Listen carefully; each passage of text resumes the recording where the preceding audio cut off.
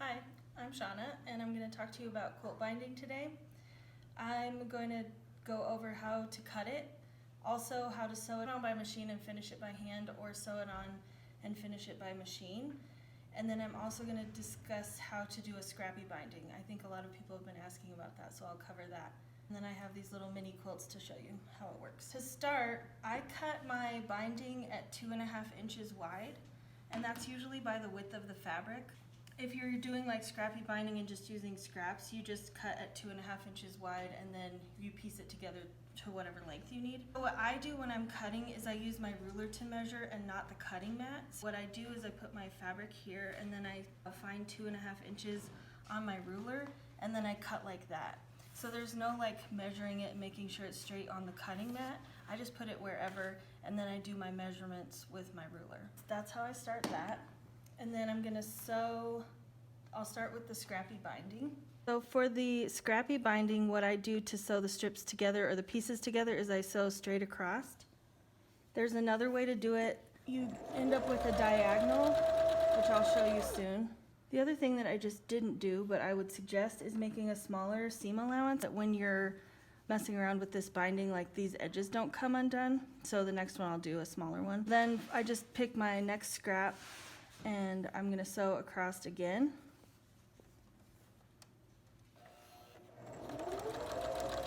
And I sew at 1/4 inch like I do with all my quilting. Just helps reduce the bulk that's going to be in this seam when we make the binding. I have one more piece for this. The scrappy binding is pieced together and I'll show you ironing in a minute. What I'll show you now is how to do your binding a different way. I was going to say the regular way, but I don't know if there's a regular way. This is just a different way. This is attaching it like at a diagonal. I don't know the official term. A lot of times it's hard to remember which way to sew this, and what I do is I make it like a mountain and then you sew off the top. So what will happen is when I fold this back, it'll be straight like this. If I sew here, then it would be like this weird angle, which I don't want. So I'm going to make the mountain here, and I'm going to leave some seam or some extra here because I want to make sure that these seams are going to line up perfectly straight when I unfold it. You can draw a line. I always just guess that I'm sewing straight.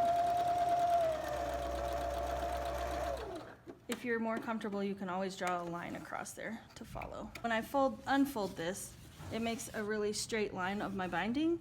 And what this does is when we fold the binding onto the quilt, it reduces the bulk of the seam and sort of spreads it out along more of this binding, as opposed to this scrappy version where it's all just going to be all right here, which it's just a personal preference really. What this will look like on my quilt is this seam will be straight across.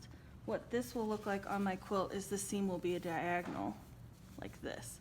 With a scrappy binding, you can also do this. It's just what you want it to look like once it's on your quilt. I have this one more to do, and then we'll iron. I'm gonna leave my little seam allowances, mountain top, that I'm gonna sew off. Now we're ready to iron. For the scrappy binding, since the seam and all the bulk of the seam is in the same place, I iron these open. It helps distribute that bulk a little bit more when you're doing the binding. This is also why I suggest a smaller seam allowance, so that these seams stay together as you're handling it. The bias pieced one, what I do is I cut this off. You can cut it with a rotary if you want to. I just cut it at about 1/4, and then I iron from the front. I just iron it all one way. That's just what I've always done. If you want to iron it open, you definitely can. I'll trim this one too. Press this from the front again. Now what I'm going to show you how to do is how to start your binding. I learned this trick when I first started quilting, and it's my favorite trick ever. What I do is, this does matter which direction you do. You want to start with your binding going this way. What you do is you fold this corner down and press it. Then the way to prepare your binding, you just fold it in half and press this. What we're creating here is this little pocket. I trim this off because, again, it's just bulk that we don't need.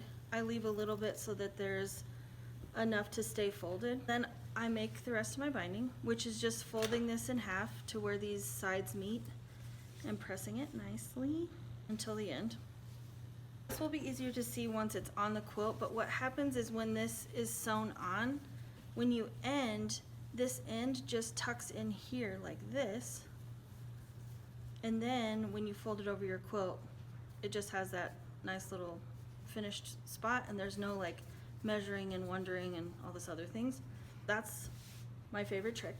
I'll show you again on this Scrappy Binding. You fold this corner down and press. And again, it does matter which direction you go in. I'll show you why when we attach it to the quilt. And then I just trim this off here. And for the rest of this Scrappy Binding, it's the same, just ironing it down. I kind of like to make sure these are matching for the most part, that this is a, you know, a right angle here. You just iron that till the end as well, and it's ready to sew onto the quilt. For best results in binding when you're attaching it to your quilt, I like to add a walking foot to your machine. If you don't have a walking foot, it's okay. It's not required, but there's a lot of bulk in your quilt. It helps to have that walking foot moving along all the layers. To put this walking foot on, it goes on like any other foot, but it has this little arm that hooks over this part of where the needle shaft is, and that helps, that's what tells the walking foot to like lift its little feet up. Now I have my walking foot on. It's helping the feed dogs move everything along by putting little feet on the top. This is when this matters, what direction you make this binding. When you put it on your quilt like this is how it should look. And if you do it the right direction, your quilt is over here. If you do it the wrong direction, all the bulk of your quilt is over here, which my tiny quilt, that's fine. Bigger quilt, that would be very frustrating and wouldn't work very well. This is why the direction matters. You'll start attaching this here. I start in the middle of my quilt because I want to make sure it doesn't end on a corner. You just start sewing. You can pin if you want. You don't have to. It's really a comfort level thing. And I do like a 2.5 stitch length because it doesn't need to be that super small stitch length. I sew this on at a 1/4 inch. When I get to the end, I stop a 1/4 inch from the end. I do a reverse to tack that, and then I take it completely out of the machine. And then this is how you turn the corner. We'll lift this up like this. You start with the diagonal first, and then you'll fold it down flat like this. And I'll show you later what that's for. When I start again, I want to start a 1/4 inch in from this side and also a 1/4 inch in from this top. And I'll start my stitch and I'll do a back stitch just so that doesn't come undone later.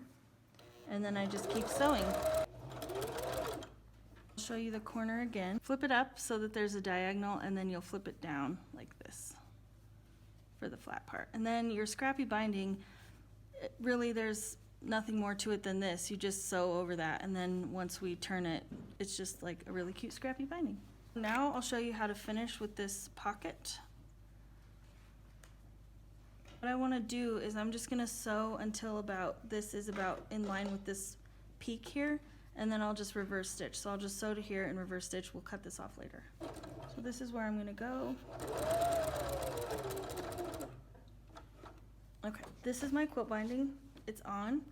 I have this little pocket. What I'm going to do now is I'm going to cut from here. I'm going to cut an opposite slant to this, so it'll be parallel to that. And this little triangle just tucks right into this little pocket. I kind of flatten it out with the tip of my scissors, and then it's ready to go. So it'll be ready when I turn this to the quilt to do that. It'll be a nice finish. This is my finished quilt binding. This version is for sewing half of it on by machine like I did, and then finishing it on the back by hand. When you do that, you sew the binding on with the machine on the front of the quilt, and then you'll turn it to the back to hand stitch it, which I'll show in a minute. If you're sewing your binding on by machine both sides, you'll sew it on by machine and then flip it and sew it by machine again. You start by sewing it on the back, and then you'll flip it to the front. I also cut this slightly wider. I cut it at 2 5/8, and that's just for my preference. I want to make sure that my overlap will match up and I'm not like sewing on my binding, which I'll show you in a minute. For my own comfortableness, I cut this slightly wider. First step sews on exactly like the other one. So we'll do that off camera and then come back and show you how to sew the other side with the machine. My machine binding is on. I'm going to sew this one on by machine. I've changed the bobbin thread on my machine to be a contrast to the back of my quilt so you can see what it looks like on the back. This little pocket, this is how you deal with it. You want to make sure that it stays flat, and then I just clip like before and after it or right on it so that it doesn't shift, it stays nice and flat.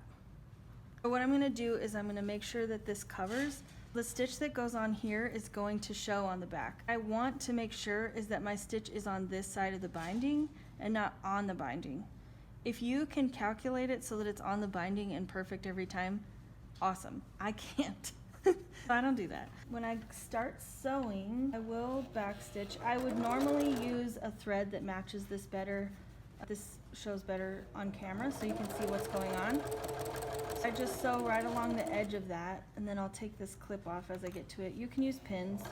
I like to make sure my needle is down when I stop, so if I'm moving my quilt or my sewing around it all, it doesn't shift. And then I keep going.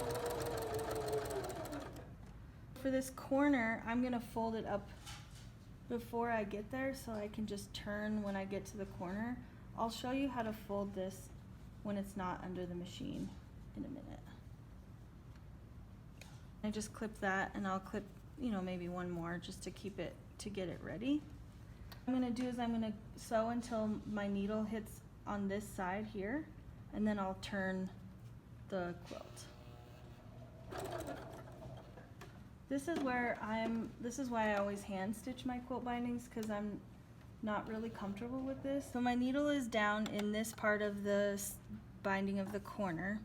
I'm going to take this off. What I do is I make sure my needle's down, I lift my presser foot, and then I turn my quilt like this. And then I put my presser foot back down. I'll clip this a couple more times. I'm actually going to switch to pins for this corner because I think that the walking foot is pushing it a little bit. That little angle that we did to attach the binding makes this little fold here. And then what you're doing on this side is you're also making that fold again.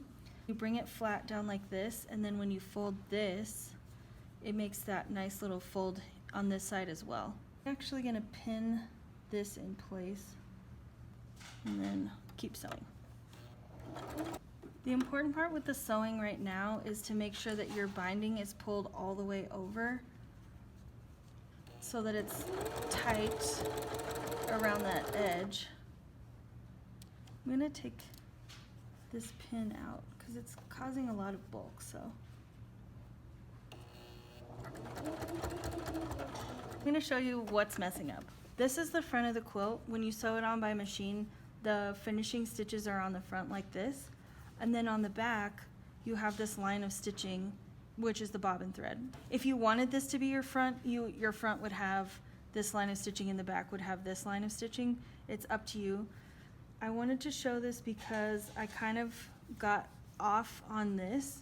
This is the hazard, in my opinion, of sewing on by machine, and why I cut it a little bit wider than I do with a hand stitching is so that this doesn't happen. I don't want to sew over my binding, and then also my corner got a little bit bulky. So what I would do is I'd rip this out and kind of start over maybe about here and make sure that I pin it really well. And I think that probably pinning it maybe this direction would work better. Then that way the bulk of the pin isn't in here, and then the walking foot isn't pushing this down. That's how you do machine binding. I'll show you hand binding now. On this one, we do a similar thing. This is the front of the quilt, this is the back. So our hand stitching is going to be on the back of the quilt. I keep this flat again, and I fold it to the back of my quilt. And then I'm going to put my little clips on. You can use those little metal hair clips too. They even make those in a big size for quilting clips. You can use pins as well, but your quilt gets a little stabby. You have to be careful. And I'll show you this corner again. The corner is exactly the same. It has this like nice fold. What I do is I hold this flat and kind of fold it around the corner. It has that nice fold that we did when we were attaching it. And then as I get to sewing it, I'll show you how to do the fold. I have a hand stitching needle. This thread I like is Gutermann. It's called quilting thread. It's for hand quilting, and it has a bit of a finish on the thread, so it makes it a little stiffer. And what that helps is every time you run your thread through, it's not disintegrating the thread, it's kind of just taking that finish off. Okay, I'll show you the quilter's knot. You kind of make a circle with your thread and needle and meet these two together. Then you pinch the thread and the needle with this finger and thumb. Wrap this thread around your needle 3 times. And then you grab all that bulk between your pinchers, like this. Then you pull the needle out while holding tightly onto all that thread wrap, and when you pull it to the end, it makes a knot. Only hand sewing the binding here. I put my needle into the fabric, and I'll come up into my binding. For this first part, I'm just gonna pull this until I get to the knot. And then I'm just going to give a little tug on the knot, and it's going to bury itself in the quilt. If you pull too hard, it'll come out. If it pulls out too easily, you just need a bigger knot. This is my first stitch. I've got the thread coming out of the binding. I'm going to run my needle into the quilt, and it's going to poke out of the quilt, and as it does, I'm going to poke it through the binding like this. So I'm just catching the binding. The thread is running through the quilt, and I'm just catching the binding every stitch. Then when I go back down into the quilt, I do it right next to the quilt where it's come up into the binding.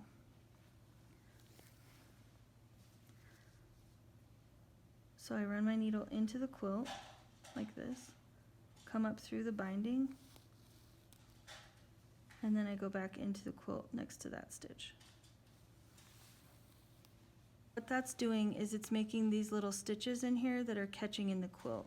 Then you just continue on to the rest of your binding. I'll do some and show you how to do a corner. I'm going to show you about this join. So this is the beginning and the end, and it has this diagonal piecing here. I just stitch across here. I don't actually sew this closed. You could if you wanted to. I just continue doing the same thing I was. I try to catch this part of the peak to make sure that gets stuck down. And then I just make sure I go in and grab this part too. That's all I do to finish that edge. If you wanted to, you could come in here and kind of do the same stitching along here like this. It's up to you.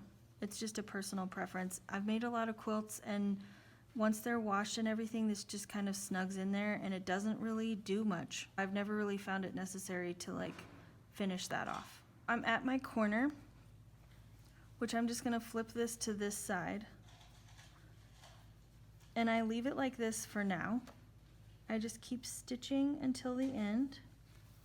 I like to make one last stitch here. And then I'm going to fold this up, similar to like I did with the machine binding.